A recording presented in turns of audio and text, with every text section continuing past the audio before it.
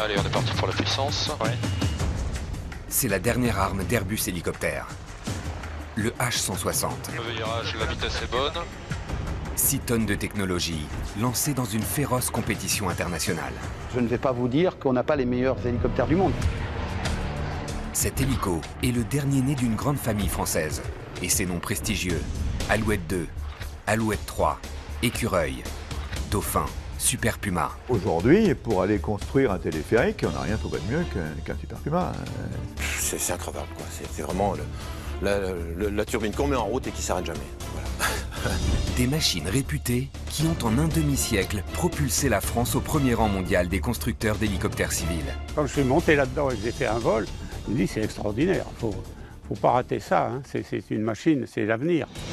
Nous allons vous raconter la grande aventure des hélicoptères français, menée tout au long du siècle par des pionniers. Oui, nous avons fait voler les premiers hélicoptères dans l'histoire. Effectivement, les hélicoptères français aujourd'hui sont leaders, et c'est probablement pas par hasard. Une course à l'innovation, toujours plus loin, plus haut, plus vite. Voici la légende des hélicoptères français. Sur le papier, l'hélico a été inventé, ou plutôt dessiné, il y a bien longtemps. Le XVe siècle pour la vis aérienne de Léonard de Vinci, ou le XIXe pour l'Albatros de Jules Verne. Mais de la théorie à la réalité, tout se complique, à l'image des nombreuses tentatives farfelues, audacieuses, infructueuses. Compliqué de faire voler une machine plus lourde que l'air. Certes, en ce début de XXe siècle, la technologie s'améliore, mais reste insuffisante.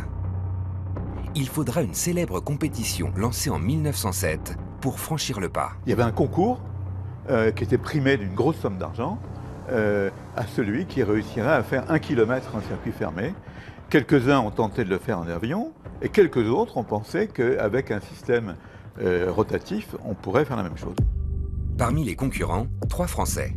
Maurice Léger, Louis Breguet et un certain Paul Cornu. Maurice Léger et Louis Breguet sont tous les deux ingénieurs de haut vol, respectés et réputés. Le troisième est un inconnu, le jeune Paul Cornu, mécanicien spécialisé en bicyclette. Paul Cornu, c'est un peu monsieur tout le monde, Paul Cornu. Il a le certificat d'études primaires, il n'a que ça, et il est formé auprès de son père. Son handicap de départ, c'est qu'il n'a pas un rond. Qu'est-ce qu'il fait? Il va essayer de convaincre autour de lui. Donc il va intéresser la presse. Et il l'intéresse parce qu'il est intéressant. Les journalistes le suivent localement, puis nationalement, c'est repris au plan national.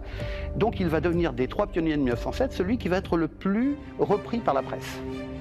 Après l'abandon de Maurice Léger pour casse de sa monumentale machine, Cornu le médiatique va donc se mesurer à Louis Breguet, un ingénieur diplômé de la prestigieuse école Supélec. Le 29 septembre 1907, Breguet lance son Gyroplane 1.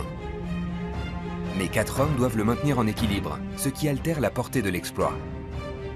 Quelques semaines plus tard, c'est au tour de Paul Cornu à Coquainvilliers, sur ses terres normandes. Cet après-midi-là, épaulé par son frère Jacques, Paul veut faire décoller son birotor. Une selle, 4 roues de vélo et 2 hélices sustentatrices en guise de rotor.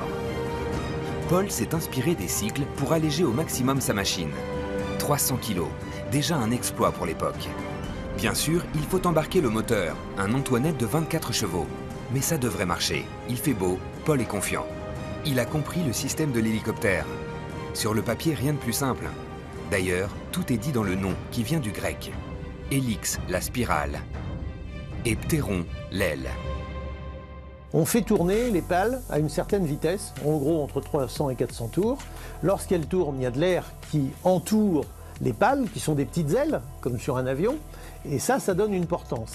C'est cette portance qui va permettre, en inclinant un peu les pales, de soulever l'hélicoptère et en orientant un peu l'ensemble des pales, de faire avancer, reculer, aller à droite ou à gauche l'hélicoptère. Cornu, lui, n'en est pas là. Il veut juste décoller. À la seconde tentative, son appareil se soulève, sans personne pour le maintenir. Une poignée de secondes de lévitation, à quelques centimètres du sol. Insuffisant pour remporter le concours du kilomètre parcouru, mais l'essentiel est ailleurs. Paul Cornu sera pour les livres d'histoire l'inventeur de l'hélico. à l'origine d'une incroyable épopée industrielle. Du décollage au pilotage, c'est le prochain défi de l'hélico. Et pas le moindre, comme en témoignent les tentatives qui ont suivi. Ils s'appellent Oemichen, Breguet, Doran, Pescara, Libellule. Des appareils à un ou plusieurs rotors. La créativité des ingénieurs. Sans limite. Sans résultat tout à fait probant aussi. Ce n'est qu'en 1939 que l'Américain d'origine russe Igor Sikorsky donne à l'hélicoptère sa forme actuelle ou presque, avec un rotor anti-couple en bout de queue. Comme un hélicoptère, c'est un engin donc, sur lequel il y a un rotor qui tourne dans un sens. S'il tourne dans un sens, la cabine va avoir tendance à tourner dans l'autre sens. Donc, c'est pas possible. Il a fallu trouver et inventer un truc qui s'appelle l'anticouple pour lutter contre ce couple. Et donc, c'est un rotor de queue qui fait le rôle d'anticouple. Un autre petit rotor, mais qui, au lieu d'être horizontal, est vertical. Pendant la guerre 39-45, l'hélico n'est plus une priorité. Les budgets sont consacrés à des machines testées, éprouvées. Les avions d'attaque, les bombardiers, jusqu'à la sortie du conflit. Au lendemain de la guerre, l'armée s'intéresse enfin à l'hélico. Les Américains ont pris de l'avance. Ils lancent la production des hélicoptères Bell. Des machines à piston, rustiques et multi-usages, qui séduisent rapidement les états-majors des pays européens. Tout le monde rêvait de pouvoir se poser ponctuellement avec un aéronef. On a fait des ballons dirigeables, on a fait des choses qui se rapprochent de cette possibilité. Et quand on a vu qu'il devenait possible de décoller et de se poser ponctuellement avec un aéronef, les militaires voyaient leur rêve s'accomplir. 40 ans après l'exploit de Paul Cornu, la France sort gagnante mais exsangue de la Seconde Guerre mondiale. Moderniser l'armée est une priorité. L'état-major réclame un hélico léger d'observation made in France. Paris lance des programmes de recherche auprès des sociétés récemment nationalisées. Parmi elles, la SN Caso, la Société des constructions aéronautiques du Sud-Ouest. En 1953, ces ingénieurs imaginent le Jean, le premier hélico français construit en série. Un bipale produit à 178 exemplaires. C'était un petit biplace qui allait pas loin, qui allait pas vite, qui allait pas haut. Les gens qui ont connu le Jean ont une certaine tendresse pour cette machine qui était un petit peu bizarroïde en quelque sorte, mais qui volait. C'était un petit machin pour s'amuser, si on peut dire. En apparence, une machine simple et légère, 2 places seulement. La révolution est au niveau du rotor. Un moteur à turbine fait souffler du gaz comprimé via cette sortie en bout de pale. C'est le principe de l'arroseur tournant. On éjecte des gaz de combustion à l'extrémité des pales d'un appareil, ça fait tourner le rotor. Déjà à l'époque, il fallait un schéma pour comprendre le fonctionnement unique du Jean. Il n'y a pas de rotor arrière, il n'y a pas de transmission mécanique de puissance vers le rotor, puisque les pales sont mues par réaction, par éjection de gaz comprimé à l'extrémité des pales. Le Jean est donc conçu simplement, mais par contre, dans la pièce majeure, le moyeu rotor de l'hélicoptère, on va faire passer de l'air et de l'huile en même temps, parce qu'il faut bien lubrifier ce moyeu rotor. Donc vous imaginez le casse-tête au niveau des joints, pour que tout ça soit étanche. Il était connu sur les jeans de série que les officiers français en Algérie n'aimaient pas voler à bord de cette machine parce qu'ils en sortaient avec leur belle tenue blanche constellée de taches de graisse. Uniforme tacheté, intérêt militaire limité. Les tirs de missiles notamment n'étaient pas concluants. C'est la machine qui reculait là. Le missile avançait, l'hélicoptère reculait de 10 mètres. Le problème, c'est ça, que c'est trop léger, quoi. C'était pas un appareil qui correspondait aux besoins qu'on avait. On ne pouvait pas évacuer de blessés avec un Jean. On ne pouvait pas aller sur un théâtre d'opération très rapidement avec un Jean, parce qu'il volait maximum à 120-130 km/h. L'armée interrompt ses commandes et sonne le glas d'une technologie à part. Malgré ses imperfections, le Jean finit sa carrière avec des missions civiles, parfois prestigieuses, comme ce jour d'avril 1956. Le mariage du prince régnier et Grace de Monaco.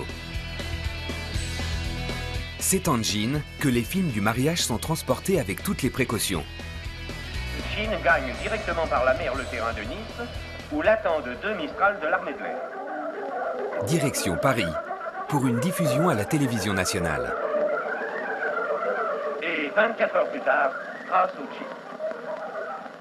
En tout cas, le jean a été conçu, a été construit, a été exploité avec beaucoup de sérieux. Il ne faut surtout pas imaginer que c'est une machine de bric et de broc. Je retiens le mot baroque pour cet aspect particulier d'un appareil très bruyant, légèrement sous-motorisé, avec une gueule particulière, hein, ce tout petit fuselage avec un grand rotor au-dessus. Mais comment faire quand le mildiou attaque d'un coup 200, 300 hectares et qu'un tracteur fait 5 hectares à l'heure? Alors, par ici, on s'est groupé et on a fait appel à l'hélicoptère. Les dizaines de jeans produits découvrent ensuite une nouvelle carrière, l'épandage dans les champs français, pour y répandre notamment des pesticides. La France pratique l'agriculture intensive. L'appareil baroque gagne un étrange surnom, pas forcément flatteur, l'agrocoptère. On ne peut pas dire que c'était un succès comme machine. Ni la SN Caso, ni sa concurrente du Sud-Est ne parviennent à concevoir une machine fiable et performante. En France, on doute de la pertinence d'un programme hélico. On explore jusqu'à ce qu'un jour, on manque d'arrêter. Parce qu'un échec conduit la direction à mettre sur son bureau l'arrêt de l'activité hélicoptère. Et puis, il y a quelqu'un qui s'appelle André Vautier, directeur technique, qui convainc le président de ne pas arrêter. Le président convoque un jeune ingénieur qui s'appelle René Mouille et lui dit, écoutez, essayez de nous faire un hélicoptère, au moins qui vole. Et René Mouille va faire l'Alouette 1. Cet ingénieur des arts et métiers, âgé d'à peine 25 ans, fait au plus simple et rassemble des techniques connues. Une bulle, un moteur à piston et, contrairement au jean, un rotor arrière. Lui, il dessinait. Hein, et quand il imaginait les choses, il ne disait pas aux gens, faites un truc comme ça. Il les invitait dans son bureau, il dessinait sur sa planche à dessin, et puis les mecs faisaient ce qu'il disait. Le 31 juillet 1951, premier décollage à Buc dans les Yvelines, aux mains des pilotes d'essai de l'époque. L'Alouette 1, c'est le premier hélico sur lequel j'ai volé. C'était un drôle d'engin qui était... c'était un moteur à piston, qui n'emportait pas grand-chose, qui allait lentement, comme tous les hélicoptères de l'époque, et il y avait une boîte de transmission énorme. On a eu énormément d'ennuis, hein. Ça n'a pas été un succès vraiment. Essai non transformé. René Mouille prend alors une décision qui va révolutionner le monde de l'hélicoptère. Il fait appel à un autre ingénieur français d'origine polonaise, Józef Sidlowski, alias Jojo la turbine, en hommage au nouveau concept de moteur qu'il invente. Pour son Alouette 2, René Mouille conserve la queue en treillis, la bulle vitrée, mais il abandonne le traditionnel moteur à piston pour la turbine Astazou. L'air, mélangé au carburant, est brûlé dans la chambre de combustion pour actionner la turbine, laquelle, via la boîte de transmission, entraîne les rotors de l'hélico. L'Alouette 2 est née. Ensemble, René Mouille et Jojo la turbine viennent de réinventer l'hélicoptère. Quand je suis monté là-dedans et que j'ai fait un vol, je me dis c'est extraordinaire. Il ne faut pas rater ça, hein. C'est une machine, c'est l'avenir. Ça changeait tout, hein, par rapport au moteur à piston. Le moteur à piston, c'est un veau à côté de la turbine. Pari technique réussi. Très vite, le carnet de commandes se remplit. Les usines de la Courneuve tournent à plein régime. L'hélico français surclasse ses concurrents. René Mouille s'installe pour plusieurs décennies au sommet de l'industrie hélicoptère. La turbine de l'Alouette 2, fabriquée par le français Turboméca, devient la référence mondiale. Le moteur à turbine, c'est le moyen de fabriquer une puissance bien plus importante avec une masse plus faible. Donc, moteur plus léger et plus puissant. Donc, sur les Alouettes 2, on disposait d'une puissance bien plus élevée que sur les hélicoptères de même taille de fabrication américaine. Là où les belles 47J Ranger de la concurrence s'arrêtaient et ne pouvaient plus monter les géologues pour faire leurs recherches jusqu'à au-delà de 2500 mètres environ, il y avait des Alouettes 2 qui attendaient pour les monter jusqu'à 3500 mètres. C'est donc une innovation qui s'est révélée décisive, puisque finalement, tous les hélicoptères d'aujourd'hui sont tous mus par une, deux ou trois turbines. L'hélico français s'offre le record du monde d'altitude, à 8209 mètres, et laisse la concurrence à terre pendant une décennie. 1305 exemplaires sont construits et exportés dans 33 pays. Là, notre Alouette 2, la numéro 1003. 60 ans plus tard, de nombreuses Alouettes volent encore, comme celle-ci, conservée dans le Grand Est parisien, en parfait état de vol. elle est restée comme elle est née en 55 avec les prototypes. C'est la Jeep de l'air, quoi. C'est vraiment la machine fiable, c'est vraiment la machine qu'on dépanne avec rien, il n'y a pas d'électronique. En plus, pourquoi elle vieillit très bien, c'est qu'il n'y a que des matières nobles sur cette machine. Il n'y a pas de plastique. Il y a de la bakélite, il y a de l'aluminium, il y a de l'acier aéronautique. Mais voilà, donc c'est tous des matériaux qui vieillissent bien dans le temps. Un Alouette 2, c'est un mécano. C'est un rajout de pièces. Il y a une cabine, il y a une structure centrale, il y a une poutre de queue. Tout ça, c'est fixé, c'est boulonné, c'est raccordé avec du câblage, avec un circuit hydraulique, un circuit carburant. Voilà, c'est un jeu de mécano. Voilà, que l'on soit à l'autre bout du monde, au milieu de l'Afrique ou quoi, avec rien, on peut se dépanner. Voilà, c'est pour ça que la notion de la Jeep, les Américains sont arrivés en Europe avec la Jeep où ils passaient partout. L'Alouette, elle est passée partout, sachant que même celle-ci, elle a traversé l'Atlantique en 2007.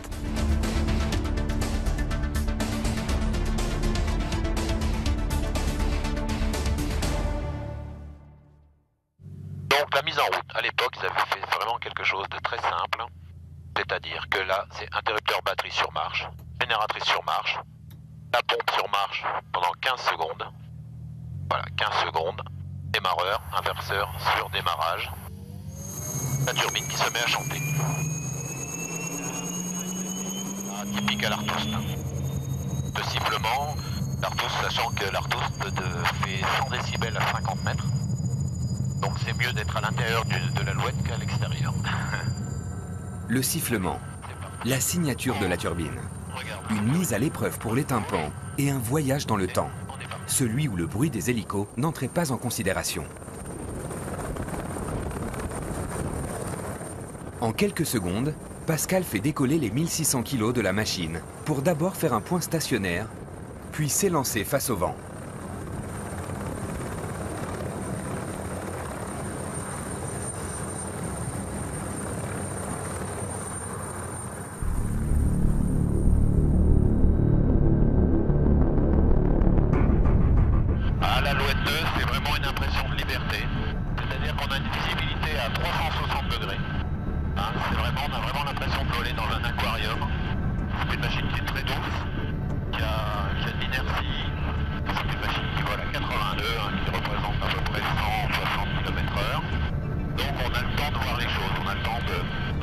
On a le temps de se poser, le charme de la grand-mère.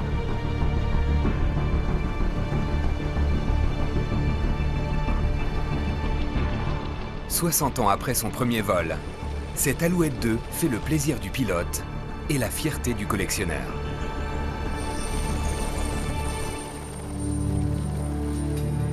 Pour les spécialistes, grâce à son implantation dans le monde entier et la mise en place d'un réseau d'après-vente, l'Alouette 2 a permis le succès des hélicos tricolores qui lui ont succédé. À commencer par sa grande sœur, l'Alouette 3, aussi mythique que la Citroën DS dans ce cliché qui date de mai 1968. Charles de Gaulle rejoint alors en hélicoptère Baden-Baden en Allemagne pour y rencontrer en toute discrétion le général Massu en pleine crise étudiante. L'Alouette 3 et sa silhouette bombée, connue de tous les Français. Un patrimoine industriel. La machine conserve l'architecture de l'Alouette 2, mais tout y est plus grand. La poutre de queue est désormais carénée, le moteur Artoust grimpe à 800 chevaux, les pales sont plus larges, la cabine accueille 6 personnes. L'Alouette 3, un hélico convoité, est lancé par l'armée, qui voit très vite les avantages d'une version plus puissante et plus grande que l'Alouette 2. L'Algérie après l'Indochine. Dans ces guerres de décolonisation, la France a besoin d'un hélicoptère de secours comme d'attaque, équipé de canons et missiles. Les Alouettes 3, dont la mission primordiale est l'appui-feu anti-char, équipé de 4 missiles SS-11 et d'une lunette permettant les tirs jusqu'à 3 km. Alors c'est moi d'ailleurs qui ai fait les essais de ce canon de 20. Et c'était très curieux parce que le recul de ce canon était énorme. Et c'était supérieur au poids de l'hélico. C'est un canon qui tirait 20 coups à la minute et ça boum, boum, boum, boum.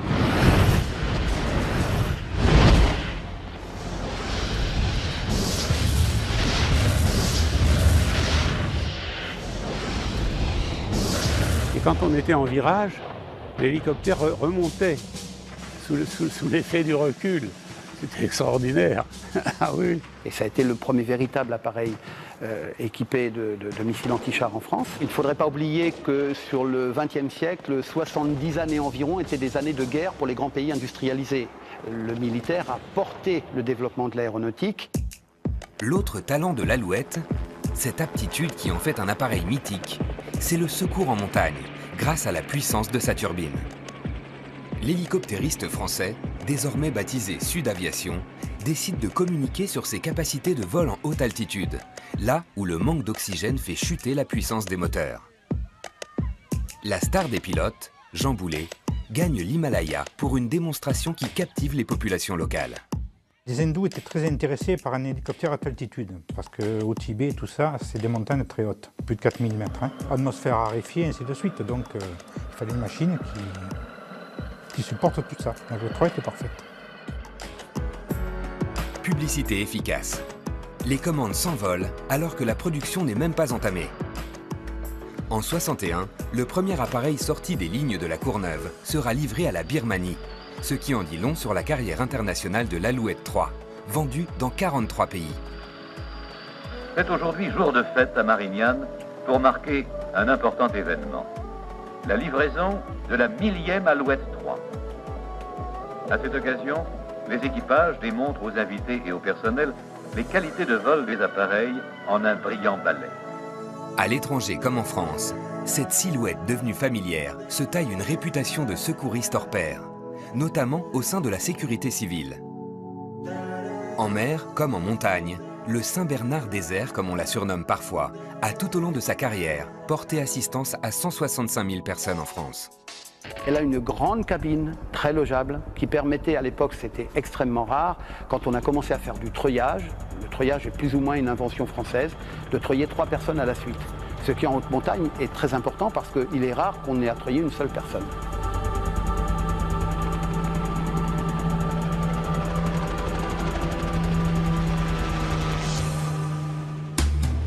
Officiellement, l'Alouette 3 est à la retraite depuis mai 2009, au chaud dans le musée de l'air du Bourget. Mais en fait, elle continue de servir plutôt discrètement dans la marine, et pour encore un bout de temps. Nous sommes en Bretagne, à Lanvéoc-Poulmic, la base d'une escadrille de l'aviation qui assure le secours en mer. Donc l'Alouette 3, c'est cet hélicoptère avec vous voyez, cette bulle proéminente sur l'avant. Ça lui donne une certaine gueule, comme j'aime le dire. Donc le système de flottabilité secours qui n'est pas intégré au fuselage, mais qui est bien à l'extérieur de l'appareil. Très utile dans la marine, ces bouées se déclenchent automatiquement au contact de l'eau salée.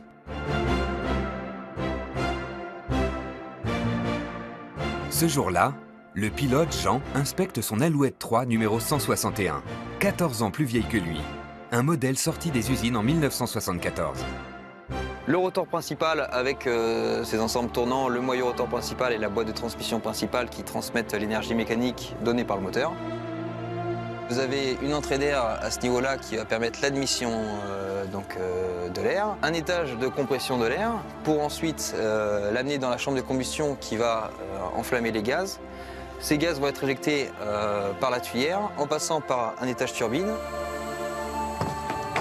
Le cockpit de l'Alouette 3, vous voyez celle-là, elle est montée monocommande, c'est-à-dire que vous pouvez piloter l'Alouette 3 avec un seul pilote à bord. Hop. Donc pour ce qui est des commandes de vol, vous allez avoir 3 commandes de vol. Les palonniers d'abord qui vont agir donc, sur le rotor anti-couple à l'arrière, qui va permettre d'orienter le nez de l'hélicoptère. 2 manches, le premier le manche cyclique qui permet de jouer sur la tête du rotor principal et donc il va faire varier le pas de manière cyclique sur chacune des pales lorsqu'elle sera en rotation. Le deuxième qui est le manche collectif, donc le pas collectif qui va jouer sur le même angle de pas des 3 pales en même temps sur la tête rotor. Dès que j'agis sur les commandes, il va y avoir en fait très peu de composants entre les manches et les palonniers et derrière les commandes de vol c'est du direct. Je te demande l'embrayage. Pas de problème.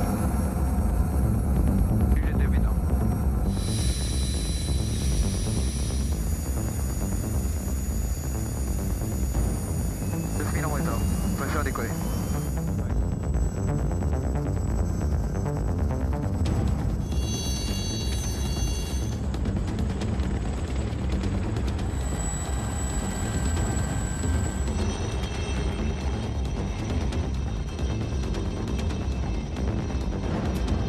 cet entraînement sur mer, à l'ouest de la presqu'île de Crozon, l'Alouette 3 va à nouveau faire preuve de sa stabilité.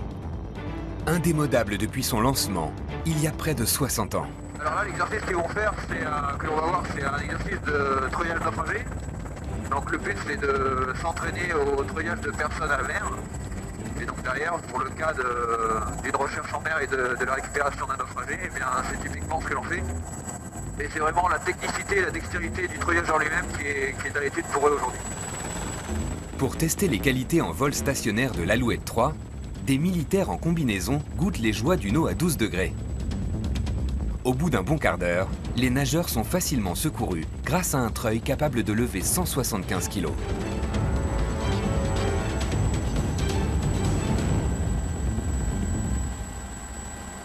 L'Alouette la plus ancienne qu'on a ici à la 22S, elle a une plaque de baptême de 1961.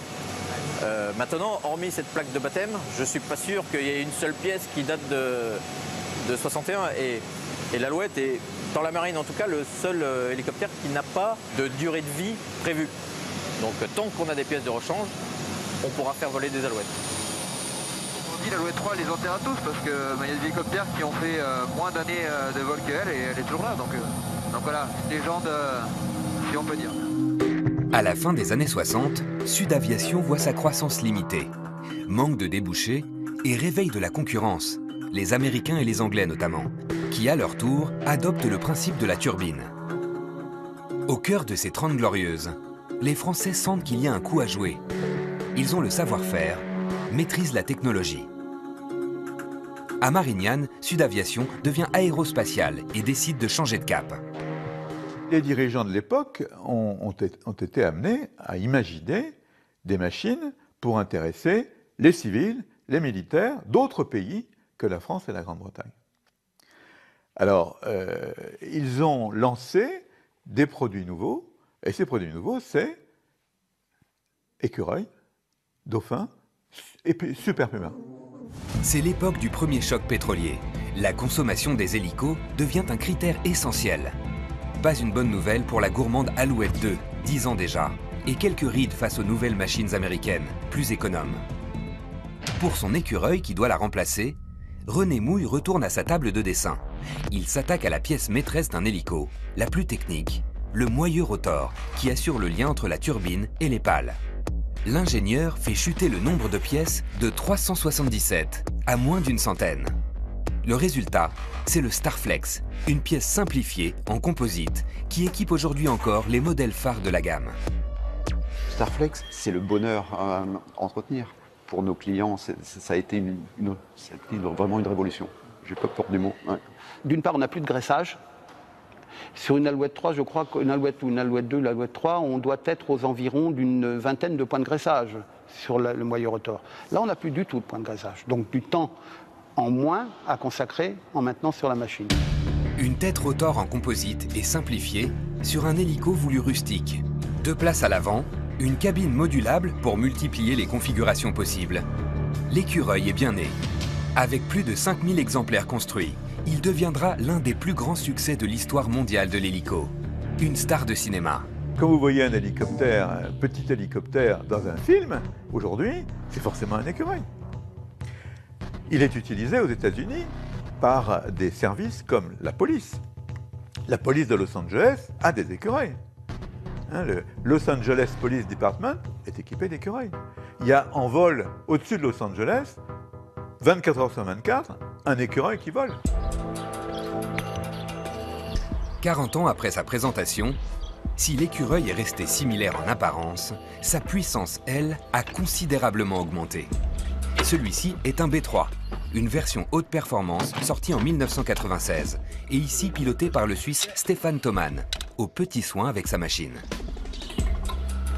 Même si la machine elle est contrôlée le soir, moi j'aime bien faire toujours le matin mon petit tour. Il y a beaucoup plus gros, mais pour ce qu'on fait, ça va très bien. 860 euros. Ah là aussi, il n'y a pas de crack dans les élastomères. C'est une machine, tous les jours, vous la sortez du hangar, vous volez 5 heures, vous la rangez dans le hangar, il faut la soigner, lui gratter le museau de temps en temps aussi pour lui dire qu'elle travaille bien. Mais c'est une machine qui est formidable, quoi. Chaque jour, une nouvelle mission. découverte quelques minutes seulement avant la mise en route de la monoturbine Ariel. Ce matin-là, Stéphane et son B3 doivent convoyer des tonnes de terre en haut de ce mont pour recouvrir un tunnel ferroviaire. Chaque sac pèse près de 700 kg. À cette altitude, c'est presque la limite de la machine. L'écureuil, c'est une machine très pointue, c'est-à-dire qu'il y a des petites finesses de, on va dire, de position de pied. C'est une machine, des charges très lourdes, elle prend le temps de les prendre. C'est pas qu'on affiche une puissance, elle les décolle. Non, il y a, je pense, le rotor qui se met en place, quelque chose aérodynamiquement, et il faut de la patience. C'est une machine qui se pilote vraiment aussi à la patience et à la finesse.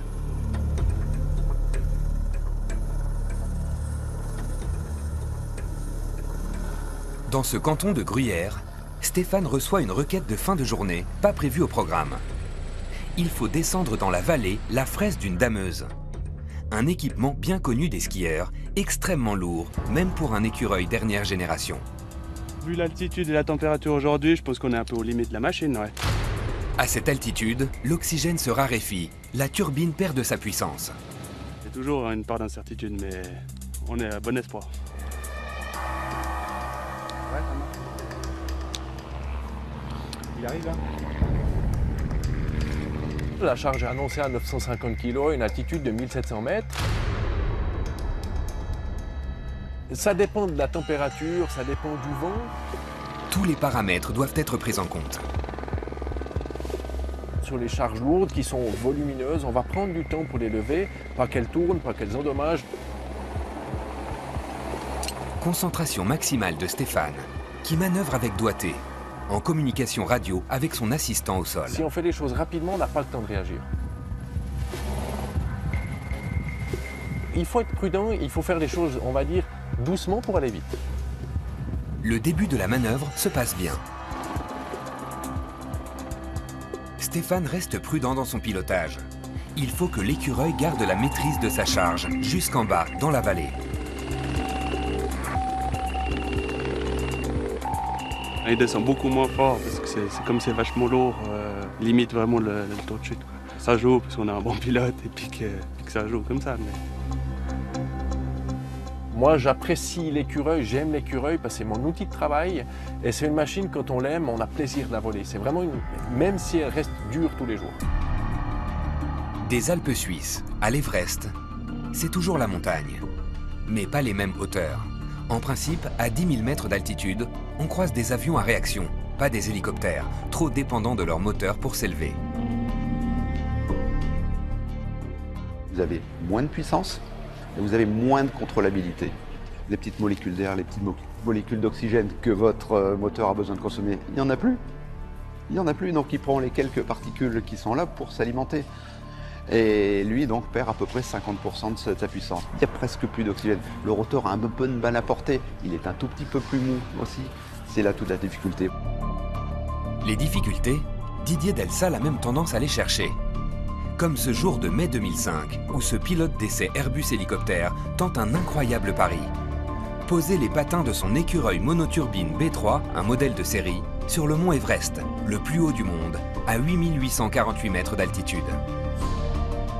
J'y vais, je décolle, et là, je suis tout seul, calme, je monte la radio, je m'en débarrasse très vite, on n'a pas de contact radio là-haut, c'est un petit peu difficile avec les montagnes, et je me laisse porter en fait par la montagne. Le courant d'air était tellement puissant qu'il me poussait en l'air. Je ne cherche pas à tirer la puissance non nécessaire, j'en aurai besoin peut-être après. Je visualise mon endroit de posée, je passe à côté, je regarde, tout va bien, et j'approche du sommet. Je vois pas, je dis où est mon sommet? Je suis au-dessus du toit du monde, donc je ne vois pas. Je le cherche un petit peu avec les patins, je le sens et là j'essaie de poser l'appareil autant que je peux. Donc je m'assois dessus et j'essaie de m'enfoncer un tout petit peu dans la fine pellicule de glace et j'essaie de rester le temps qu'il faut. Le talentueux pilote connaît par cœur sa machine. Ensemble, ils résistent au vent très violent, environ 150 km/h, et aux températures extrêmes. Je me bats avec l'appareil, je m'en rends à peine compte. J'ai pas froid. J'ai les vitres ouvertes, il fait moins 38 dehors, j'ai pas froid, je suis concentré, je me sens bien. Mais à cette altitude, bien se sentir, c'est parfois mauvais signe. Didier est en fait à court d'oxygène. Et à 9000 mètres d'altitude, aux commandes d'un hélicoptère, ça peut être mortel. C'est très insidieux, il vaut mieux se sentir mal. Donc on se mord la langue très fort. J'essaie de me faire mal, de parler. Je m'éloigne de la montagne, là je bloque mes commandes, de façon à envisager la syncope.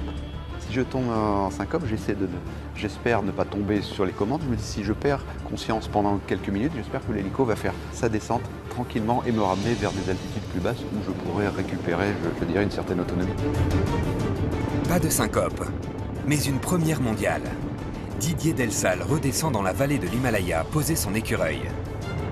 Il a contribué à la renommée mondiale du B3 et certainement à son succès commercial. C'était un très gros coup pour l'écureuil. C'est un appareil qui a des marges colossales par rapport au domaine de vol certifié, parce qu'il a été fait pour ça, pour être simple, rustique, pratique.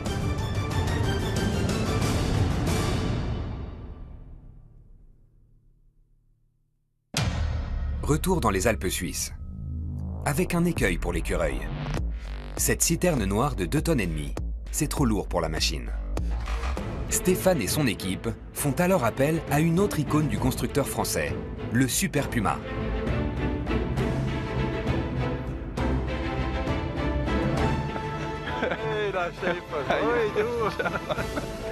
Avec le Super Puma, on a la marge pour faire ce travail. En plus, avec les conditions qu'il y a aujourd'hui, ça ne va pas être un problème. Est-ce qu'on a un bon pilote pour le Super Puma? On a le meilleur.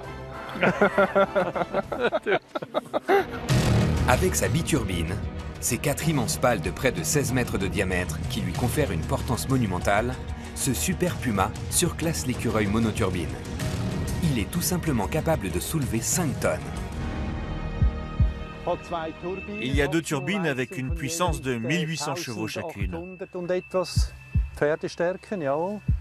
Et là, c'est le rotor anti-couple, à 5 pales, qui tourne 6 fois plus vite que le rotor principal. C'est une machine très polyvalente, très maniable, facile à piloter et je l'aime vraiment beaucoup. Extérieurement, il n'a pas vraiment évolué depuis la présentation du Puma en 1965. Une commande de l'armée de terre française qui voulait un hélicoptère de transport capable de voler à 250 km/h en croisière, de tenir en stationnaire à plus de 1500 mètres à pleine charge et en atmosphère tropicale. Bref, une bête de somme qui a bénéficié de l'expérience militaire du monumental Super Frelon, sorti dès 1962 et soumis à rude épreuve, notamment en mer. Avec ses nouveaux moteurs à faible consommation et de nombreuses évolutions technologiques, le Super Puma vise bien sûr les militaires, mais aussi les civils. Le marché des gros porteurs, en pleine croissance, est détenu principalement par les Américains. Le Super Puma, à cette époque, a un concurrent qui n'est déjà pas nouveau, qui est le Sikorsky S61, qui est plus gros que lui, mais qui est une machine extrêmement vendue, particulièrement aux militaires américains, et ça peut sembler difficile. C'est le génie du bureau d'études à l'époque d'aérospatiale d'avoir su faire, avec un camion qui avait déjà 10 ans en 75, une machine qui était extrêmement moderne et qui avait toutes les qualités d'un appareil de génération actuelle. Réussite sur toute la ligne. Le Super Puma remporte les marchés des plateformes offshore, notamment en mer du Nord. Les explorateurs pétroliers apprécient ses capacités de vol sans visibilité et sa stabilité par mauvais temps. Le Super Puma se bâtit une réputation d'appareil ultra fiable, apte à transporter sur les 5 continents les personnalités les plus importantes. Pour emmener le Saint-Père vers Paris, un hélicoptère Super Puma de l'armée de l'air. L'engin est efficace, mais peut-être un peu rustique. Pas très confortable. De l'esplanade des Invalides aux Alpes suisses, j'allume le moteur 1. Le Super Puma sait toujours se rendre utile. Ce jour-là, en Suisse, avec Martin aux commandes, le biturbine doit donc déplacer la citerne. Tout va bien, fais attention, c'est dans l'air. Et la poser en toute délicatesse, une centaine de mètres plus loin, dans un trou. Emporté comme un fétu de paille, à peine la moitié des capacités de la machine. Le pilote évolue lentement, une affaire de centimètres.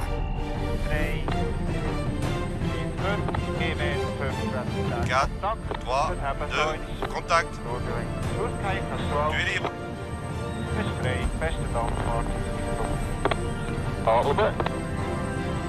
En tout, La manœuvre a duré moins de 10 minutes.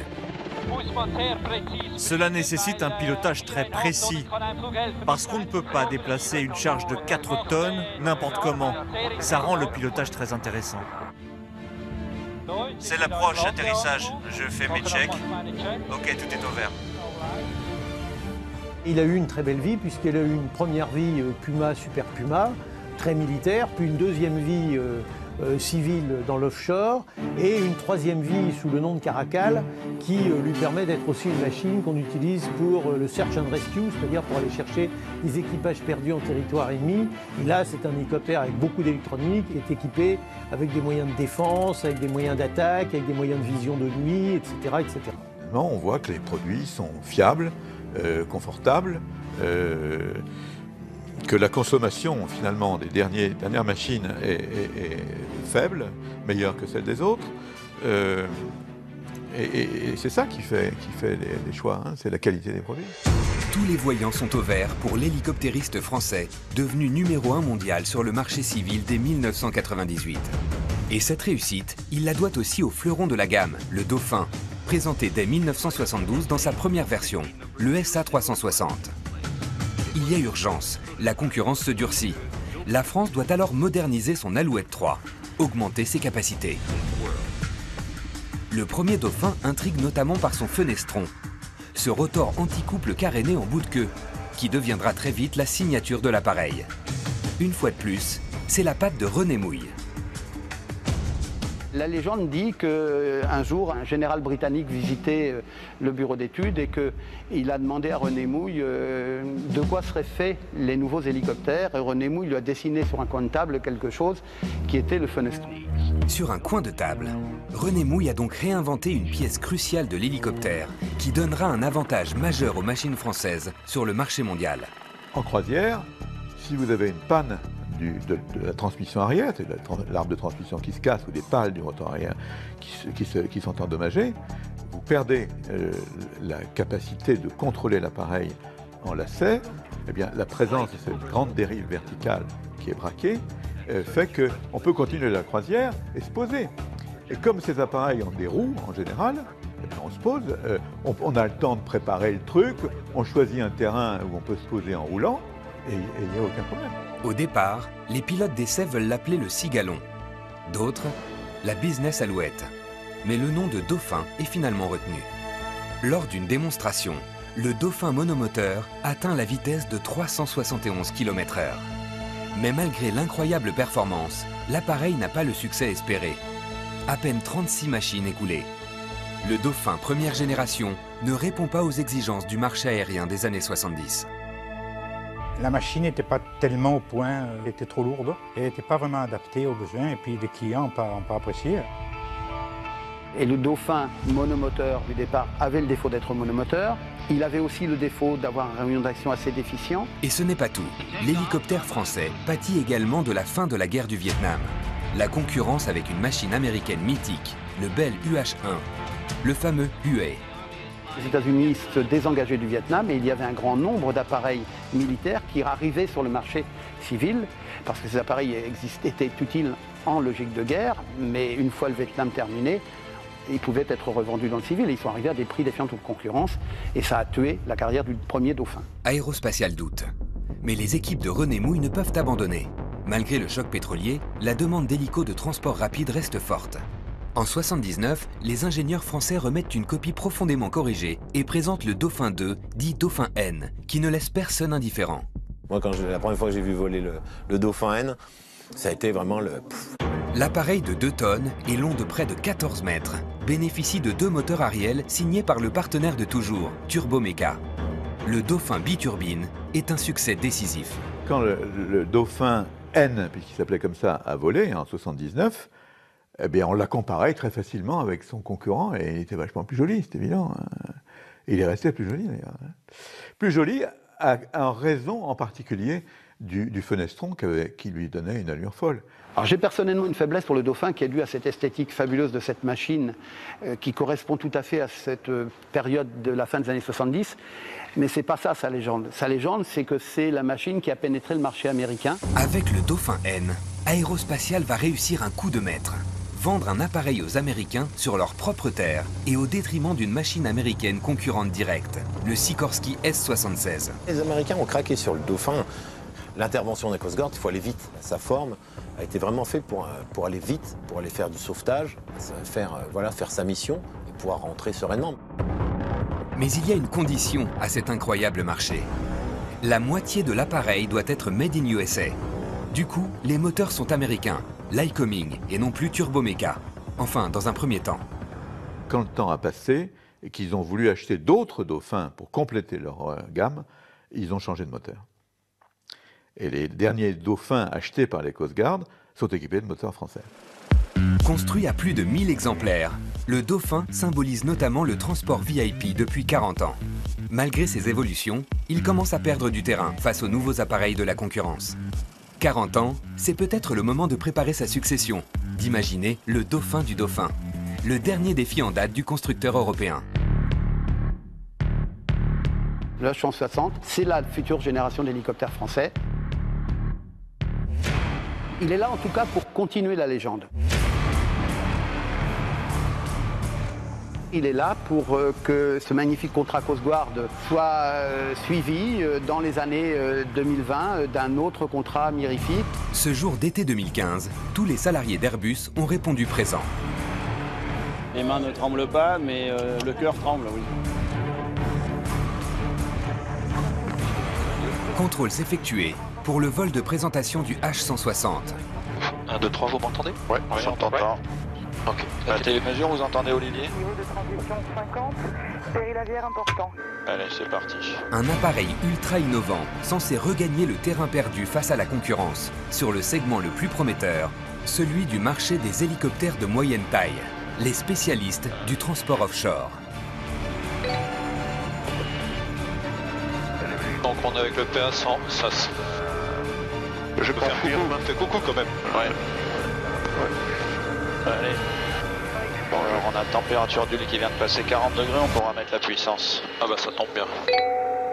APA Kyoto. Allez, on est parti pour la puissance. Ouais.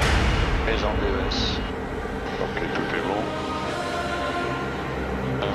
Fuselage 100% composite. Fenestron incliné. En tout, 68 brevets protègent les innovations techniques qui doivent faire la différence. On a une machine qui se comporte au niveau vibratoire de façon exceptionnelle. C'est-à-dire qu'en stationnaire, on a l'impression d'être dans un fauteuil de salon et ça, c'est exceptionnel. Quelle est l'innovation sur cette partie-là? Eh bien, les bureaux d'études ont calculé que si on arrivait à mettre une petite composante verticale, eh bien, ça permettait de faire une performance supplémentaire, j'allais dire gratuite, qui aide à l'hélicoptère à s'élever.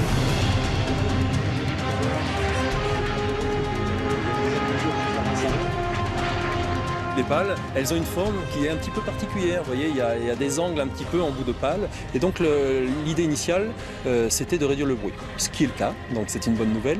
En plus, ces pales-là nous permettent de gagner de la performance en vol stationnaire.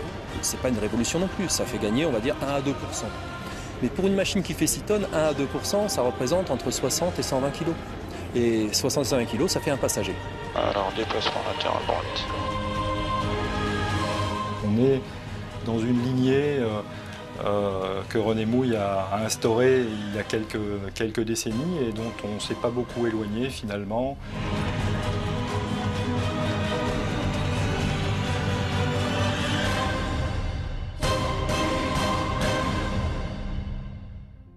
Alors qu'est-ce qui reste? Il reste à faire des progrès sur le rotor principal. Ces formes compliquées que sont celles du H-160, eh bien, ces formes-là sont dictées par la réduction du bruit. Et ce sera un des grands progrès qu'on espère faire avec ce type de machine, c'est faire moins de bruit. Quand on fait moins de bruit, on peut s'approcher davantage des gens que l'on gêne, et s'approcher des villes, c'est un projet